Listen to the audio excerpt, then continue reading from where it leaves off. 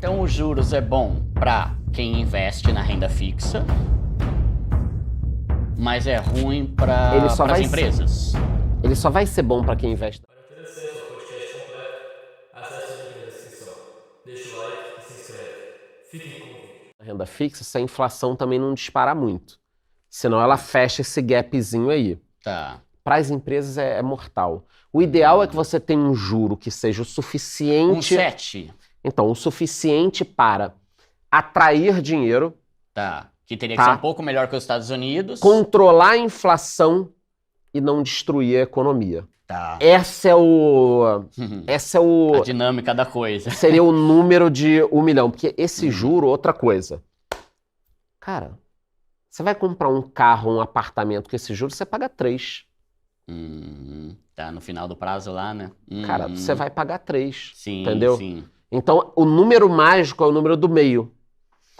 E o brasileiro, o governo deveria deixar o Brasil tão bom a ponto do investidor olhar, por exemplo, os Estados Unidos com 5, a gente com 9 e vale falar... o risco. Vale o risco. Tá. E aí não atrapalha tanto a galera daqui, as empresas e tal, né? O juro ele destrói a economia. Eu estava olhando alguns balanços, analisando alguns balanços de varejista, isso deve ter uns 2 trimestres para trás, a Americana ainda está viva, a loja Americana, Magalu, Via. E só de despesa financeira, as empresas estavam pagando 1.600 bi. Isso sai do lucro. Tá. Deixa de ter lucro. Tá. Deixa de ter investimento. Aí o cara pensa, pô, eu sou uma grande varejista, tenho lá 500 lojas. Com esse juro eu não vou abrir loja nova. Tá. Com essa legislação trabalhista eu não vou abrir loja nova. Sendo o país que mais tem processo trabalhista do mundo, eu não vou abrir loja nova. Tá. Aí a gente pode discutir também o seguinte, mas o Brasil tem mais processo. Porque o patrão age errado, porque o funcionário, porque a legislação está errada, a gente pode discutir isso. Mas pelo número que tem alguma coisa errada. Entendi. Entendeu? Tá. Então o juro, você tem que achar esse meio termo. Tá. Eu particularmente acho que o juro está alto demais. Tá? Mas ainda é um controle da inflação que estava... Tá começando a cair agora, né? Tá começando a cair agora. Tá. Só que o Brasil saiu na frente no juro. Então, por exemplo, aqui provavelmente em agosto a gente vai ter uma queda. Nos Estados Unidos eles estão pensando em 2 altas ainda até o fim do ano.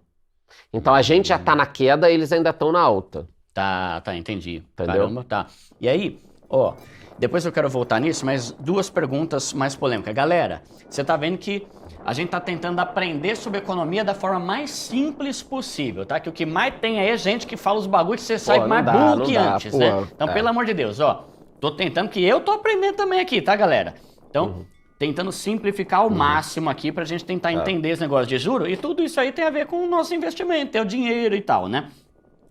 2 perguntas polêmicas, sei lá se eu posso dizer assim, sobre isso. Primeiro, qual a cagada que tem que ser feita no Brasil pra gente virar uma Venezuela? Tá. E segunda, existe a possibilidade do governo bloquear a poupança? Tá. Porque tá se falando muito Como é que disso eu falo e isso tal, sem sair né? preso daqui, né? Mas você pode falar sobre isso? Cara, posso. Não, porque... Advogados aí... Porque as pessoas chegam mas sem citar, sabe, esquerda ou direita. Mas que qualquer um tem que fazer pra ferrar o país, né? Mas uma coisa eu já pontuo aqui, né? O fato de eu estar com medo de falar algumas coisas já é ruim. Sim, no país, não deveria, né? Não deveria. Essa é a única coisa que eu queria falar aqui. Não quero falar de quem, por quê, assim. Sim. Qual que é a ideia, a asneira que um país faz, seja o Brasil ou qualquer outro, pra ficar ruim daquele jeito? Tá. Quer pegar o caso da Venezuela? Pode ser. Muitas pessoas não sabem que mais de 90% da população tá na pobreza já. Caramba, mano. Nossa. E mais do que 90% das empresas que existiam na época do Hugo Chávez já fecharam. 90%. Nossa. 90%. Mano. E era um país que há pouco tempo era ótimo, né? Vamos lá. E tem a maior reserva de petróleo do mundo. Caramba, mano. Só que a reserva de petróleo da Venezuela é um óleo diferente. Não é tão bom quanto o nosso. Mas é petróleo, cara. Dá um jeito lá, meu irmão. Porra. Dá uma adulterada aí e vai vender no posto da esquina. Fala com o seu Zé ali que ele resolve ele esse aceita. petróleo diferente. Vai fazer gasolina, vai fazer bebida pra balada, né? Vai fazer... E ainda vai falar que é aditivada, né? Mas são 2 perguntas muito diferentes, né? Tá. Qual cagada que a gente precisaria fazer para a Venezuela? Vamos lá, a Venezuela tem uma empresa PDVSA de petróleo, tá? que ela é chave na economia Uhum. da Venezuela. O que o Hugo Chávez fez? Quando o Hugo Chávez entrou... Hugo Chávez era o antigo presidente? Isso, Tá. isso. Ele estava ali na época do Lula também. Tá. O início dos anos 2000 pegou o crescimento da China. Então, a China cresceu e puxou o mundo, né? Tanto que o Lula se reelegeu, tinha 80% de popularidade, o Brasil estava bombando, trouxe Copa, Olimpíada, o cara depois ficou um raio de destruição. Mas o que acontece?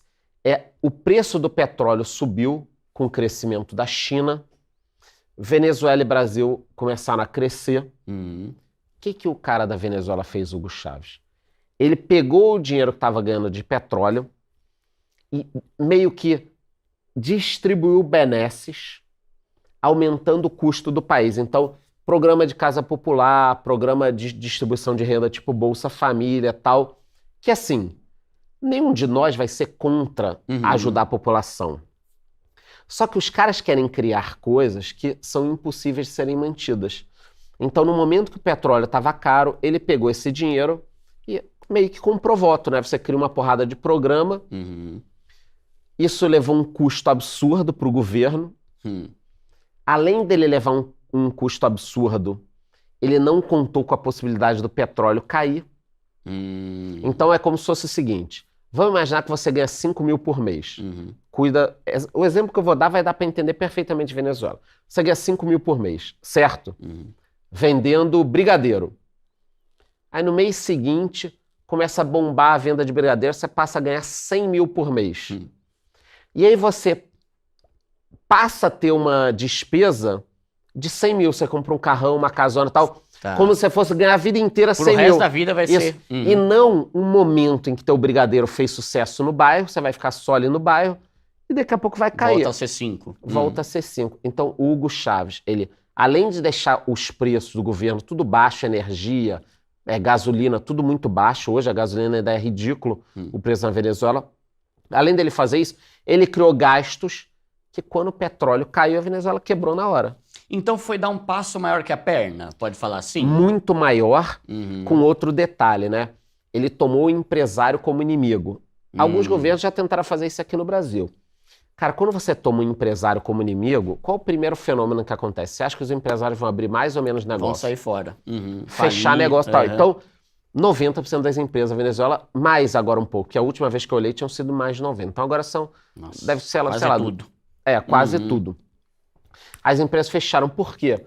Fiscalização, impostos, tabelamento de preço. Pelo amor de Deus, galera, quando vocês ouvirem tabelamento de preço, nunca comemorem. Tabelamento de preço é todas as concorrentes terem o mesmo preço de alguma coisa. A Argentina tentou fazer, a Argentina também quebrou. O que é o tabelamento de preço? Vamos lá. Porque a população adora, aí depois vem a merda, né? O governo chega e fala o seguinte, olha, essa caixa de leite aqui está sendo vendida no supermercado a R$10. A gente vai tabelar em 8. E todo mundo vai ter que se Todo adequar. mundo vai ter que vender em 8. E se não vender em 8, a gente prende, fecha a empresa e tal. Ele fez muito isso. A Argentina andou fazendo também. E aqui no Brasil foi feito na época do Sarney. Tinha a tabela do Sarney, os fiscais da Sunab. Quem for antigo vai lembrar disso. Mas o governo chega e fala assim, olha, é R$8 o litro do leite, vai ter que vender tabelado. A população comemora, né? Isso aí, tem que tabelar. Empresário safado, o cara do supermercado safado. Aí o cara lá da ponta que tem a fazenda, tem a vaca, tudo, olha os custos dele e fala, bom, me custa 9 para produzir. Se eu vender a 8, eu vou ter prejuízo. O que o cara faz? Para. Para. Abate a vaca, vende a carne, para de tirar o leite, abandona. E aí simplesmente o governo ganha, porque a partir de agora custa 8, só que não tem o produto. Abra o link do comentário fixado, que eu te ensino passo a passo como ler desde o iniciante até o nível mais complexo. Muito obrigado por assistir até aqui e até a próxima.